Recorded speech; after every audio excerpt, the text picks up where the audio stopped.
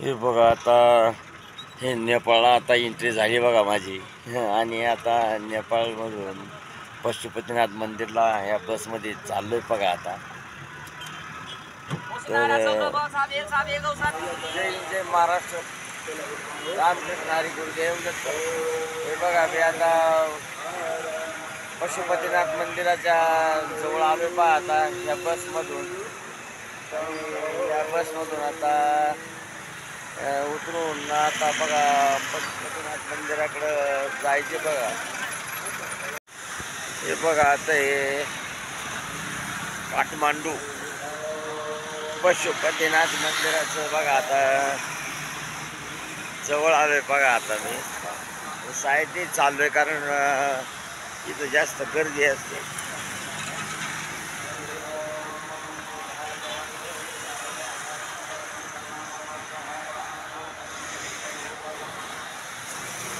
खरंच नेपाळ म्हणजे पाहण्यासारखं आहे बघा. हे चौकून चारही बाजूनी डोंगर आहे आणि मध्येच बघा फक्त हे काठमांडू आहे बघा अशा ह्याच्यामध्ये. आणि असं निसर्गरम्य खरं शहर आहे काठमांडू. हे बघा हे पशुपतीनाथ दक्षिण द्वार हे गेट आहे बघा इथे. आणि इथून आता मी एंट्री करतो बघा. इथून आता एंट्री करतो आतमध्ये. आणि आतमध्ये आता बघा आत गंगेचं स्नान बिन करून इथं प्रवेश बघा. हे बघा आता मी आतमध्ये चाललो बघा दर्शन घेण्यासाठी पशुपतीनाथ मंदिर. आता काय रात्रभर जागरण झालं आणि आता दर्शन सकाळी सकाळी जावं पण ते आता जास्त म्हणजे 3 दिवस झाले कंटिन्यू जागरण चालू आहे बा.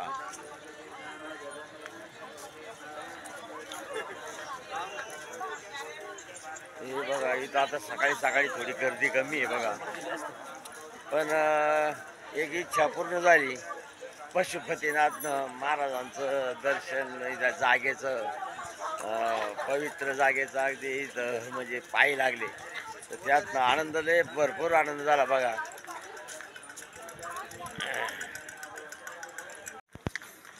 हे लईच परिसर मोठा आहे बघा या मंदिराचा.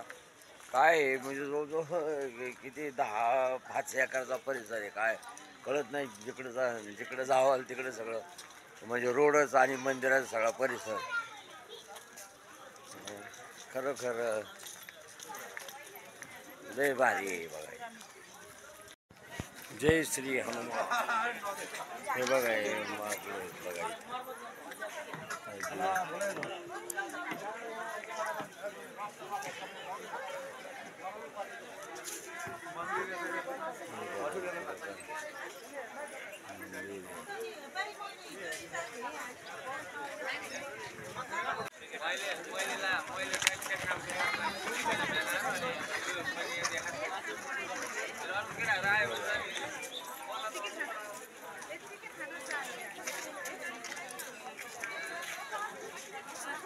गेट नंबर 1 यही है. एक नंबर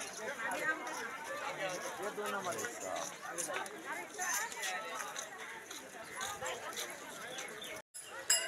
हे बघा इथं सगळे असे पूजापाठ केले जातं बघा इथं. आता दर्शन झालं बघा आता. आणि आता इथं नुसतं फिरायचं पण किती फिरायचं म्हणलं तरी ते थोडंच आहे. हे बघा सगळे असे लोक इथं बसलेले असतात. त्यांना लोक दान दक्षिणा देतात बघा इथं. हे दिव्यांग अपंग यांना असं दान दिलं जातं बघा इथं.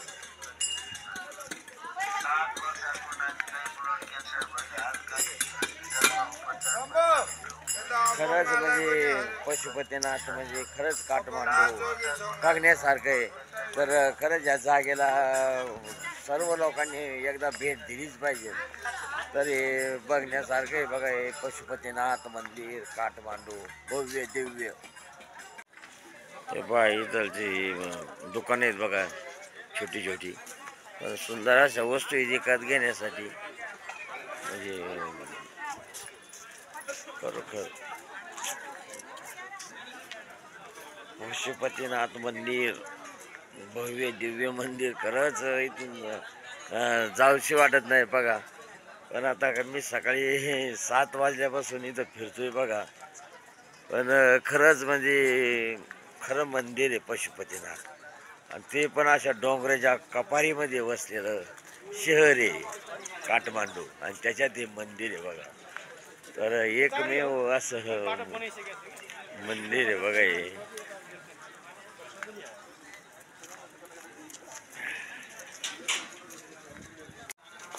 हे बघा हे कळस दिसतात ना, तरी ते समोरचं बघा हे मेन मंदिर आहेत बघा. इथं हे मेन मंदिर आहे. खरोखर हे मंदिर म्हणजे लय पूर्वी म्हणजे कितीतरी वर्षापूर्वीचे असतील बघा. असं त्याचं म्हणजे अगणित आहे. तर ही बघा असे कपारीमध्ये मंदिर आहेत बघा.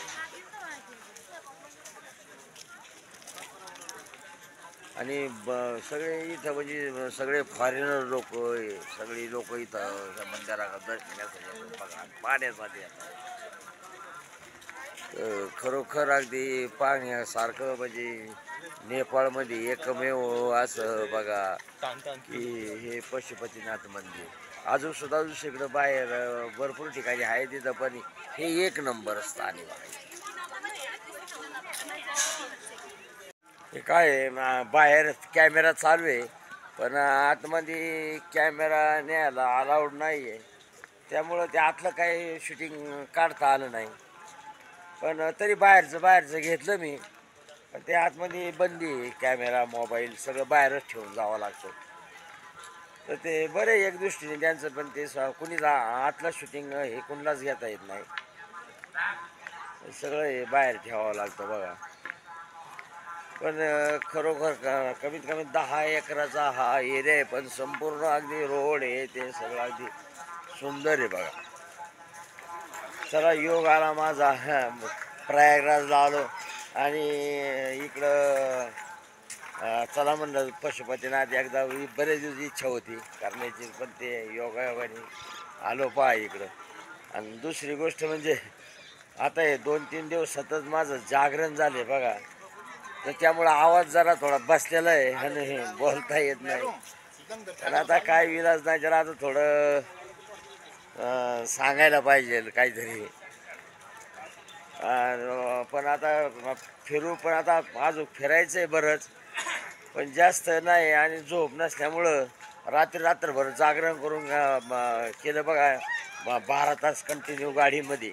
आणि आता सकाळी इथं उतरून चला म्हणलं पशुपतीनाथाचं दर्शन घ्यायचं आणि नंतर आराम करायचं. पण आता इथं आल्यानंतर आता आराम करूशीच वाटत नाही. कारण काय पाहावं. आता हे नेपाळला अजून बरेच ठिकाणी बघण्यासारखं आहे, तर ते शक्य नाही. जय हिंद, जय महाराष्ट्र. हे बघा आज पशुपतीनाथ मंदिर नेपाळ. इथं बघा संपूर्ण इथं परिसराचं बघा दर्शन घेतलं. आणि आता इथून आता दुसरीकडे आता जाण्याच्या तयारीत आहे बघा. आता खरोखर मंदिरचं दर्शन घेऊन इतकं समाधान झालं बघा की खरंच असं मंदिर बघण्यासारखं आहे बघा. मी बरेच दिवस सुद्धा काठमांडू पशुपतीनाथ मंदिराचं दर्शन घेण्यासाठी जायचं. खरंच आज योग आला बघा. आणि ह्या योगात अजून दर्शनाचं लाभ मिळाला तिथं. तर आता मी बघा आता काय म्हणजे सांगावं आणि काय नाही असं झालंय बघा या मंदिराचं. तर आता मंदिर इथून पायीच बाहेर निघत नाही जायचं म्हणलं तर. पण आता परत बसचा परत टाईम झालेला आहे. त्यांनी 6 वाजता बोलवलेलं आहे आणि 6च्या वेळेला तिथं जायचं आहे. तर आता अजून 1-2 ठिकाणं पाहायची आहेत. पण ते आता पहिल्यानंतर मी 6 वाजता नेपाळ सोडणार आहे बघा. धन्यवाद. रामकृष्ण हरी, गुरुदेव दत्त. हे बघा आता पशुपतीनाथ मंदिराच्या गेटच्या बाहेर आलो बघा. आता रोडला मी. तर आज आता सगळं व्यवस्थित झालं बघा. आता आणि आता दुसरं जर आता दाखवतो बाहेरचं मी आपणाला रामकृष्ण आहे.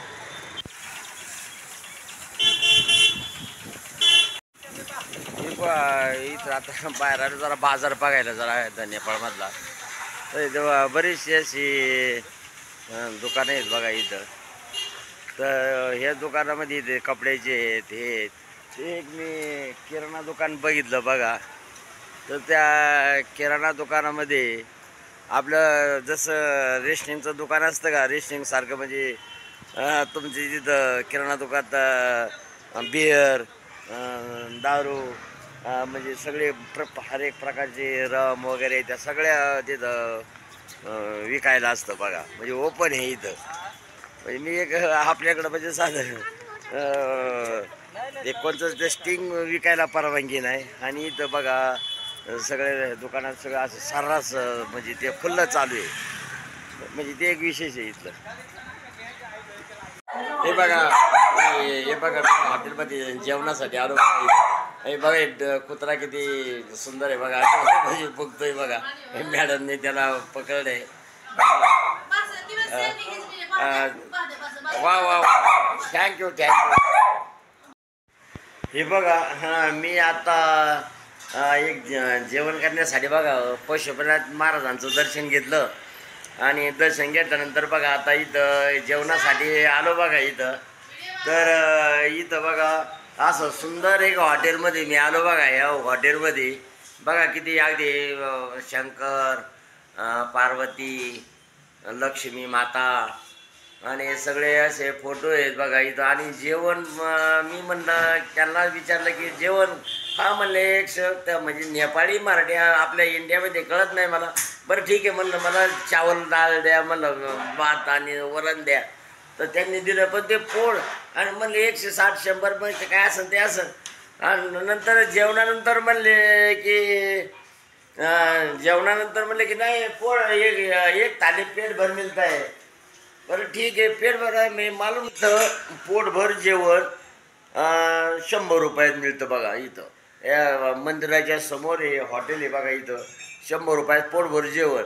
हा दुसरी गोष्ट म्हणजे अशी की इथं बघा हे ना इथं म्हणजे परवानगी आहे. हां त्यामुळं मी इथं यायला थोडा भेलो. पण इथं परवानगी इथं सगळे असं स्टोअरमध्ये सगळीकडे तुम्हाला इथं सगळं हे मिळतं बघा. हे बघा पशुपतीनाथ मंदिरात जर कधी आलं तर समोरच्या मंदिरच्या गेटच्या समोरच बघा हे हॉटेल आहे राजभोजनालय. हे बघा इथं हे हॉटेल आहे बघा त्यांचं इथं. आणि इथं इतकं अगदी सुंदर जेवण आहे बघा इथं आणि ते पण माफक दरामध्ये आणि फुल जेवण आहे. तर हे असं आहेत बघा. नमस्ते सर. नमस्ते. तर मी आज इथं जेवणासाठी आलो बघा इथं. पण इतकं उत्कृष्ट जेवण मिळतं बघा इथं आणि माफक दरामध्ये. तर खरंच म्हणजे आता ह्या इथं मॅडम असतात. मॅडम आपलं नाम मेरा हेमा. हां बोलो ना. हेमा खाली हेमा. हाँ पण मैडम इधर खाना तो मैं अभी खा लिया है. पर ये देख के मैं थोड़ा डर गया कि नहीं पण इधर सब चलता है. इधर म्हणजे ऐसा खुला है और तुम्हारे रेशनिंग दुकान किराणा दुकान सब मिलता है. पण जेवण बहुत अच्छा आहे इधर. आणि जर आपल्या महाराष्ट्राची जर कोणी जर आले पशुपतीनाथला तर खरोखर ह्याच हॉटेलमध्ये या. कारण हे हॉटेल आहे ना तर हे म्हणजे खरंच इथं अगदी 100 रुपयामध्ये पोटभर जेवण आणि सगळी तुमची व्यवस्थापन ते करतात बघा. खरंच मी आज हे असलं हॉटेल मी आजच प्रथमच पाहिलं बघा. खरं धन्यवाद मानले पाहिजे हॉटेलचे. खरंच म्हणजे आधी जेवण वगैरे आणि सगळी सुविधा व्यवस्थित आणि ते पण मार्गदर्शन आणि हे शिवाय ते सगळं तुम्हाला व्यवस्थित सांगणार की कुठं जायचं कसं जायचं काय जायचं. मग आणि म्हणजे अशी इतकं इथं यांच्याकडं सगळं माहिती आहे. तर महाराष्ट्रामध्ये ते कुणी जरी आले पशुपतीनाथ मंदिराच्या समोरच खाली हे त्यांचं हॉटेल आहे पहा. धन्यवाद. आता हॉटेलकडे बसलो होतो मी. नेपाळची बघा आहे बँड, त्याचा बँड लग्नासाठी बघा हे असं ते बँड लागतं नेपाळमध्ये.